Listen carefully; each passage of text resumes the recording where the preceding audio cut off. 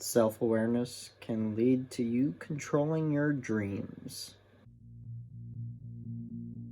Welcome to the JesseAF show, where imagination and reality collide. Take a step, but watch out. It can get a little weird. Hey everybody, my name is Jesse Grossbohlin and welcome to the JesseAF show. Today is Sunday, October 13th, 2019, episode 244. I post daily on Apple Podcasts, Google Play Music, SoundCloud, and YouTube, so if you have any of those platforms, please consider subscribing. That way get notifications for whenever I post a new episode. Now, I don't know about you, but I personally love to control my dreams. I do it every single time I dream. Literally every single time I dream. I haven't had a nightmare since, I don't know when, maybe high school? Maybe. But I basically haven't had a nightmare ever since I became really self-aware. Really not afraid of what happens. And more accepting of everything that does happen. I don't get upset easily. My mood doesn't change. Actually, it really never changes. I'm always usually happy, or I'm just a little bit less than thrilled about something. I don't usually get mad. I really don't. It's really rare for me to be mad, but, at the same time, I can get pretty annoyed at everything that's going on, like on the school bus, for instance. But never mind that. I'm usually always happy. I'm usually always happier or tired or whatever. I mean, I'm not really anything much more than that.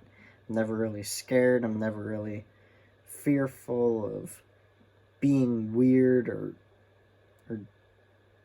judging myself or anything else.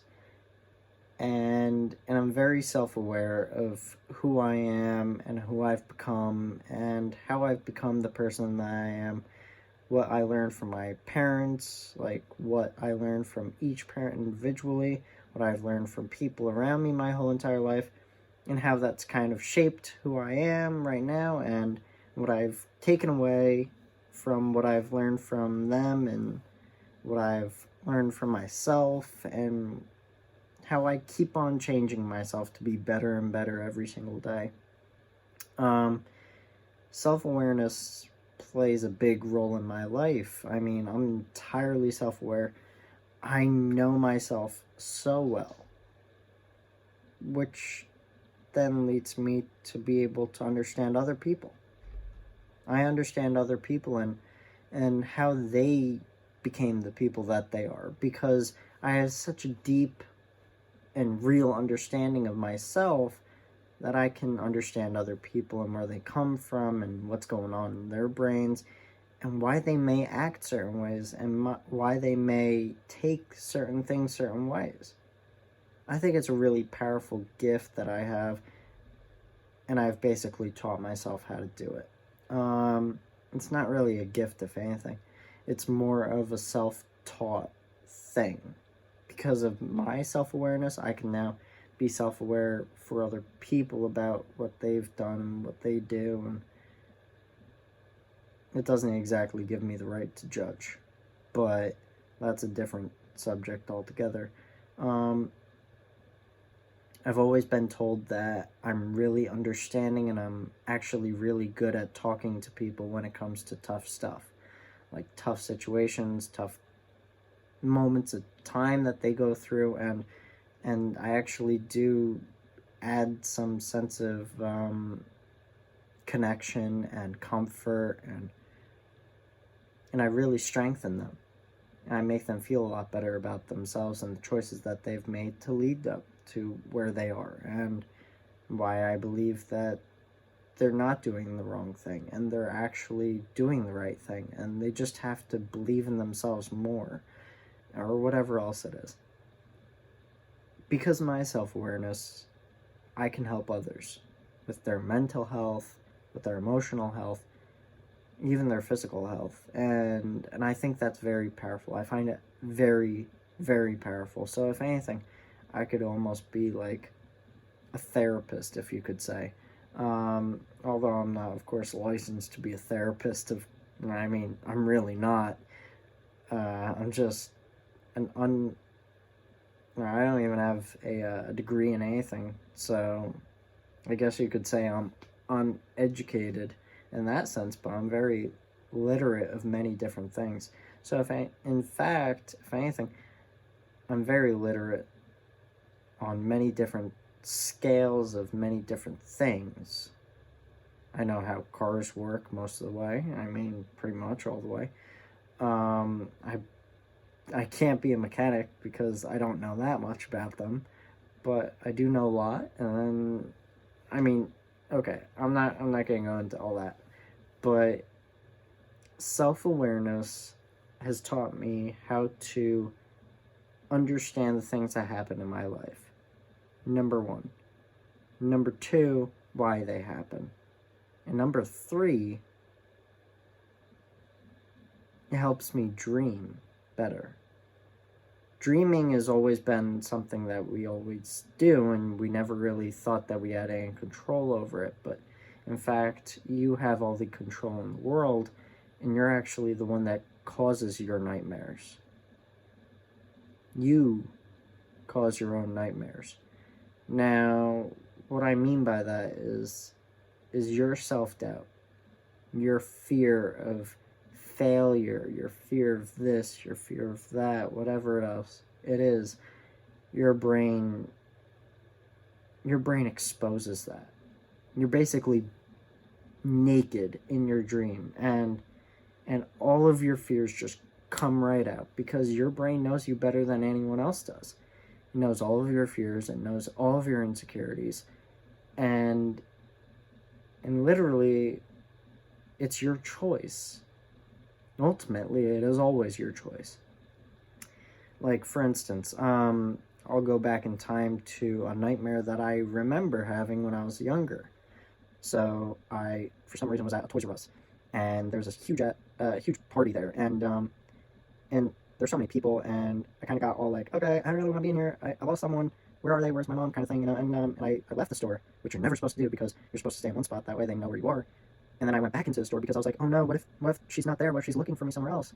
What if nobody's there? Well, not nobody, but what if she's not there? What if everyone's gone, kind of thing? And I went in and nobody was in there except for this one creepy janitor guy. I was like, okay, this is really weird, right? And then you're like, okay, I've got to get out of here. And when you get out of there, you're like, maybe someone's gonna come and find me and abduct me, because you're a kid. You're thinking about things in a kid's perspective, and you're like, oh man, I'm gonna get abducted because I don't know where my mom is, and something's gonna happen.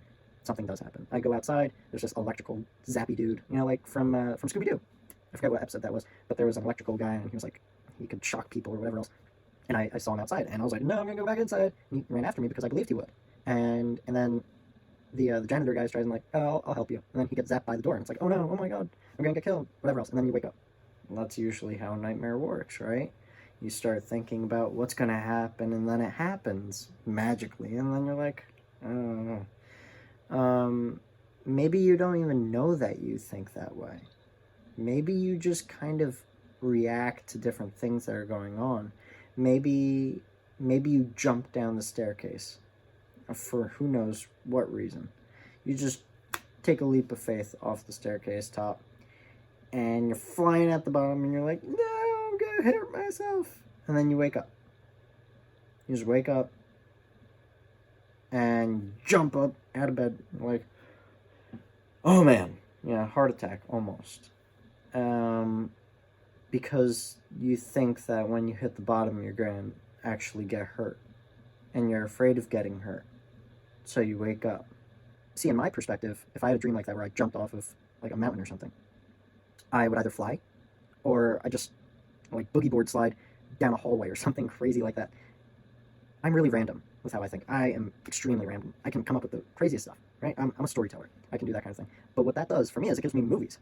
Every single time I dream now, it's like I'm watching a movie. I was actually listening to a scary story podcast one night before I went to sleep, and I was just listening to all these really interesting stories. They were actually really good stories. I absolutely love them. And because it's getting close to Halloween, why not listen to scary stories? It's a good idea. Right before bed. I don't get nightmares, so is anything going to really affect me? No. Sure, they're really spooky, and I actually started getting like really interested in them, really into it, and like, ooh, that would be a really crazy idea if that actually happened. I was actually living through the story. I really thought the person that was reading off the stories on the podcast was actually doing a really good job. And I got into the stories, and I could imagine picturing these things happening to me.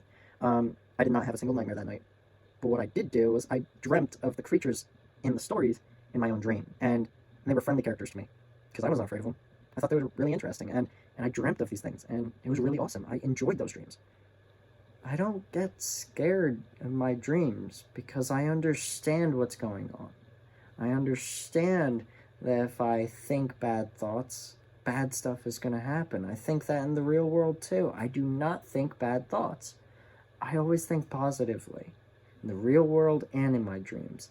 And I'm going to tell you one thing. If you think more positively every single day in your life, when you go to dream, you're not going to have bad thoughts.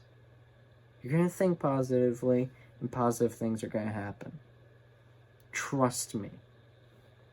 Thinking positively actually affects your dreams as much as it affects your real world.